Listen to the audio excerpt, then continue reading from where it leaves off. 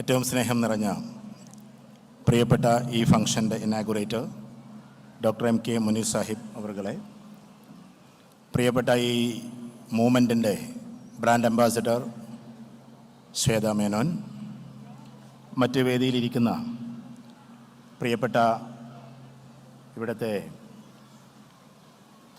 Keynote address നടത്തേണ്ടുന്ന പ്രിയപ്പെട്ട രൂപ വാസുദേവൻ മാം, മറ്റ് വേദിയിലിരിക്കുന്ന പ്രധാനപ്പെട്ട വ്യക്തിത്വങ്ങളെ, എല്ലാറ്റിലും ഉപരി എന്നെ ഇങ്ങോട്ട് ക്ഷണിച്ച എൻ്റെ നാട്ടുകാരനായ എൻ്റെ വിദ്യാർത്ഥിയെപ്പോലെ ഞാൻ കാണുന്ന പ്രിയപ്പെട്ട ഈ പ്രസ്ഥാനത്തിൻ്റെ അമരക്കാരൻ പ്രിയപ്പെട്ട ഹാരിസ്, വളരെ യാദൃശ്ചികമായി ഇന്നിങ്ങനെ നമ്മളിവിടെ സംബന്ധിച്ചു.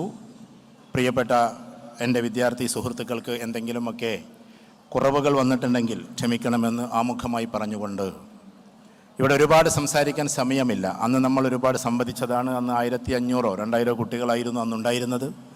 അതിലേക്കൊന്നും പോകാൻ സമയമില്ല. പക്ഷേ നിങ്ങൾ ഇന്ന് വുമൻസ് എംപവർമെൻറ്റിൻ്റെ ഭാഗമായി ഇവിടെ നടത്തുന്ന ഈ ഒരു പ്രൗഡ് കോൺവെക്കേഷൻ സെറിമണിയിൽ ഇവിടെ ഇരിക്കുന്ന എല്ലാ വിദ്യാർത്ഥിനികളും, അഥവാ ടീച്ചേഴ്സ് ട്രെയിനിങ് കോഴ്സ് കഴിഞ്ഞിട്ടുള്ള PPTTC മുതൽ അറബിക്ക് മുതൽ എല്ലാ കോഴ്സുകളും കഴിഞ്ഞിട്ടുള്ള പ്രിയപ്പെട്ട എൻ്റെ സഹോദരിമാരോട്, ഈ ലോകത്തിൽ ഏറ്റവും കൂടുതൽ ആദരം പിടിച്ചു പറ്റുന്ന ആൾ ആര് എന്ന ചോദ്യത്തിന് ഒറ്റ മറുപടിയേ ഉള്ളൂ, അത് അധ്യാപകരാണ്.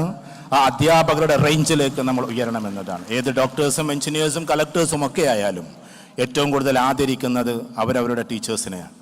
അതുകൊണ്ട് തന്നെ പ്രിയപ്പെട്ട ഇവിടെ ഇരിക്കുന്ന കുട്ടികളോട്, അഥവാ എൻ്റെ പ്രിയപ്പെട്ട സന്തത സഹചാരികളോട്, ഞാനും ഒരു അധ്യാപകനാണ്. അതുകൊണ്ട് എനിക്ക് പറയാനുള്ളത്, നമ്മൾ ബിയോണ്ട് ദ ക്യാമ്പസ് എന്ന് പറയുന്ന ഒരു രൂപകൽപ്പന ഇന്നു മുതൽ നമ്മൾ നടത്തേണ്ടിയിരിക്കുന്നു എന്നതാണ്. കാരണം നമ്മുടെ നാട്ടിലെ സിലബസ്, ഞാൻ കളിയാക്കുകയല്ല, എങ്കിലും 19ാം നൂറ്റാണ്ടിലെ സിലബസും 20ാം നൂറ്റാണ്ടിലെ അധ്യാപകരും 21ാം നൂറ്റാണ്ടിലെ കുട്ടികളുമാണ്. അതുകൊണ്ട് ഏറ്റവും മനോഹരമായി 21ാം നൂറ്റാണ്ടിലെ കുട്ടികളോട് എങ്ങനെയാണ് സംവദിക്കേണ്ടത് എന്നാണ് നമ്മൾ തിരിച്ചറിയേണ്ടത്. ഏറ്റവും പ്രധാനമായി നമ്മൾ മനസ്സിലാക്കേണ്ടത്, അതിന് പറയുന്ന ഏജിന് തന്നെ പറയുന്ന പേര് ആൽഫ ഗ്രൂപ്പ് എന്നാണ്. അൽഫ എന്നതുകൊണ്ട് ഉദ്ദേശിക്കുന്നത് 2010 മുതൽ 2024 വരെ 14 വർഷത്തെ ദൈർഘ്യമുള്ള കുട്ടികളെയാണ് അൽഫ എന്ന് പറയുക. 2015 മുതൽ 2040 വരെ 2040 വരെയുള്ള കുട്ടികളെയാണ് ഇനി ബീറ്റയും ഗാമയുമായിട്ട് നമുക്ക് കാണാനിരിക്കുന്നത്. ബീറ്റയും ഗാമയൊക്കെ വരാനിരിക്കുന്നു. അങ്ങനെയുള്ള കുട്ടികളോട് സംവദിക്കേണ്ടുന്ന നമ്മൾ ബിയോണ്ട് ദ ക്യാമ്പസ് എന്ന് പറയുന്ന ഒരു വലിയ ചിന്തയിലേക്ക് നമ്മൾ പോകേണ്ടിയിരിക്കുന്നു. ഇടിക്കൂട്ടിലെ വീരനായി മാറിയിട്ട് എല്ലാവരെയും ഇടിച്ചു തകർത്ത് തന്നെ കുട്ടിക്കാലത്ത് അടിച്ചു തേച്ച ഒരു പാവം പയ്യൻ്റെ ഓർമ്മയ്ക്ക് വേണ്ടിയിട്ട് ഇടിക്കൂട്ടിലെ വീരനായി മാറിയ ആഷസ് ക്ലേ എന്ന മുഹമ്മദ് അലി ക്ലേ ആയി മാറുന്നത് ബിയോണ്ട് ദ ക്യാമ്പസ് ആയിരുന്നു. ക്യാമ്പസിനപ്പുറത്തേക്ക് ചിന്തിച്ചത് കൊണ്ടാണ്. ലോകത്തിലെ ഏറ്റവും ടോപ്പ് റേഞ്ചിൽ നിൽക്കുന്ന കളിക്കാരനായി അമരക്കാരനായി മാറുമ്പോൾ 7ാം ക്ലാസ്സിൽ നിന്നും കസേര എടുത്തുയർത്തിയിട്ട് പുറത്തു പോടാ എന്ന് പറയുന്ന തൻ്റെ പ്രിയപ്പെട്ട ടീച്ചറുടെ കമൻറ്റ്, നീ ഒരു ഫിഷർമാൻ ആയിക്കോ എന്നതാണ്, നീ ഒരു മുക്കുവനായിപ്പോ എന്ന് പറഞ്ഞിട്ട് പുറത്തേക്കിറങ്ങിയ ആ കുട്ടിയാണ് ദ ഗ്രേറ്റ് റൊണാൾഡോ എന്ന് നമ്മൾ തിരിച്ചറിയേണ്ടതുണ്ട്. ദ ബിയോണ്ട് ദ ക്യാമ്പസ്, ക്യാമ്പസിനപ്പുറത്തേക്ക് കുട്ടികൾ സഞ്ചരിക്കുമ്പോൾ റൊണാൾഡോമാരുണ്ടാകുന്നു എന്നാണ് നമ്മൾ പഠിക്കേണ്ടത്. കുഞ്ഞിക്കാലൻ എന്ന പേര് കേട്ട് അവസാനം വിമിഷ്ടത്തോട് കൂടിയിട്ട് തൻ്റെ വീട്ടിലേക്ക് മടങ്ങി അമ്മൂമ്മയുടെ കൈ തലോടിക്കൊണ്ട്, മോനെ നീ കുഞ്ഞിക്കാല് കൊണ്ട് ഇതിഹാസം സൃഷ്ടിക്കുമെന്ന് പറഞ്ഞ് അവസാനം ബിയോണ്ട് ദ ക്യാമ്പസിലേക്ക്, ക്യാമ്പസ് പറയുന്നതിൻ്റെ അപ്പുറത്തേക്ക് ലോകത്തിൽ സഞ്ചരിച്ച അവസാനം വേൾഡ് കപ്പിലെ ആദ്യത്തെ ഗോൾ അടിച്ച സമയത്ത് ഖത്തറിൻ്റെ ഗ്രൗണ്ടിൽ വെച്ചിട്ട് ആകാശത്തേക്ക് കൈ ചൂണ്ടുമ്പോൾ ആ ചൂണ്ടുന്നത് എന്തുകൊണ്ട് എന്ന പത്രക്കാരുടെ ചോദ്യത്തിന് എൻ്റെ ഗ്രാൻഡ്മ അവിടെയുണ്ട് എന്നതാണ്. കുഞ്ഞുനാളിൽ തന്നെ തലോടിയ കുഞ്ഞിക്കാല നീ ഏറ്റവും ടോപ്പിലേക്ക് എത്തുമെന്ന് പറഞ്ഞ ആ കുട്ടിയുടെ പേര് ദ ലയണൽ മെസ്സി എന്നാണെങ്കിൽ, മെസ്സി എന്ന് പറയുന്ന കഥാപാത്രം ബിയോണ്ട് ദ ക്യാമ്പസ് എന്നതാണ്. അങ്ങനെ വരയുടെ, ലോകത്തിൻ്റെ, ഇതിഹാസത്തിൻ്റെ, എഴുത്തിൻ്റെ, അപ്പോൾ എഴുത്തുകാർക്ക് ഇത് പറ്റുമോ എന്നൊക്കെ നമുക്ക് ചോദ്യമുണ്ടാക്കാം. പറ്റും. കേരളക്കരയിൽ നിന്ന് ഇംഗ്ലീഷിൽ ഏറ്റവും കൂടുതൽ എഴുതിയത് 2 പേരാണ്. നമുക്കറിയാം. അതിലൊന്ന് കമലാ സുരയ്യ എന്നറിയപ്പെടുന്ന കമലാദാസാണ്. ആ കമലാദാസ് പഠിച്ചത് വെറും 10ാം ക്ലാസ് വരെയാണ്. 10ാം ക്ലാസ്സിൻ്റെ അപ്പുറത്തേക്ക് കമലാദാസ് പഠിച്ചിട്ടില്ല. ഡോക്ടർ കമലാദാസ് എന്നറിയപ്പെടുന്നത് ഡീലിറ്റ് കൊടുത്തത് കൊണ്ടാണ്. That is beyond the campus. ക്യാമ്പസിൻ്റെ അപ്പുറത്തേക്കുള്ള സഞ്ചാരങ്ങളായിരുന്നു. MT വാസുദേവൻ നായർ ആകെ പഠിച്ചത് BSc കെമിസ്ട്രി എന്ന് പറയുന്ന കെമിസ്ട്രിയാണ്. പക്ഷെ അതിനപ്പുറത്തേക്ക് സഞ്ചരിച്ചത് കൊണ്ടാണ് ഈ കാണുന്ന ഒരുപാട് ഗ്രന്ഥങ്ങൾ ഉണ്ടായത്. അത് ബിയോണ്ട് ദ ക്യാമ്പസ് ആയിരുന്നു. ഞാൻ പറഞ്ഞു വരുന്നത്, ക്യാമ്പസിൻ്റെ അപ്പുറത്തേക്ക് കുട്ടികളെ സഞ്ചരിപ്പിക്കാനുള്ളൊരു മനസ്സ് നമ്മൾ ഉണ്ടാക്കുക എന്നതാണ്. അതായിരിക്കണം. അല്ലാതെ ക്ലാസിൻ്റെ ഉള്ളറകളിൽ മാത്രം ഇരുത്തിയിട്ട് ഏതെങ്കിലും ഒരു note only but also either nor neither nor as soon as മാത്മച്ചാസും ആസ് ഫർ ആസും മാത്രമാണ് ഇംഗ്ലീഷിലെ ഫോർമുല എന്ന് പറഞ്ഞുകൊണ്ട് കേവലം ഒരു ചെറിയ ഇംഗ്ലീഷ് ക്യാമ്പസിലേക്ക് കുട്ടികളെ ഒതുക്കുന്നതിന് പകരം ബിയോണ്ട് ദ ക്യാമ്പസിന്റെ അപ്പുറത്തേക്ക് മാറ്റണമെന്നതാണ്. സച്ചിൻ ടെണ്ടുൽക്കർ 10ാം ക്ലാസ്സിനപ്പുറത്തേക്ക് പഠിച്ചിട്ടില്ല. നിങ്ങൾക്ക് സെർച്ച് ചെയ്യാം, 10ാം ക്ലാസ് വരെ മാത്രമേ ഈ സച്ചിൻ ടെണ്ടുൽക്കർ പഠിച്ചിട്ടുള്ളൂ. പക്ഷേ 10ാം ക്ലാസ്സിന് മുമ്പേ ബിയോണ്ട് ദ ക്യാമ്പസ്, ക്യാമ്പസിനും അപ്പുറത്തേക്ക് അതിനൊക്കെ ഒരുപാട് ഉയരങ്ങളിലേക്ക് സഞ്ചരിച്ചൊരു മഹാമനുഷ്യന്റെ പേരാണ് സച്ചിൻ ടെണ്ടുൽക്കർ എന്ന്. എബോവ് ഓൾ ആചാര്യന്മാരെ എടുത്തു കഴിഞ്ഞാലും എല്ലാ ആളുകളും എടുത്ത് വാൽമീകി മഹർഷിയെ നിങ്ങൾ പഠിച്ചു നോക്കൂ. വാൽമീകി മഹർഷി എന്ന് പറഞ്ഞിട്ടുണ്ടെങ്കിൽ മഹർഷിയാകുന്നതിന് മുമ്പുള്ള ജീവിതം നമ്മൾ പഠിക്കണം. അത് ബിയോണ്ട് ദ ക്യാമ്പസ് ആയിരുന്നു. ശങ്കരാചാര്യനെ നിങ്ങൾ പഠിച്ചു നോക്കൂ.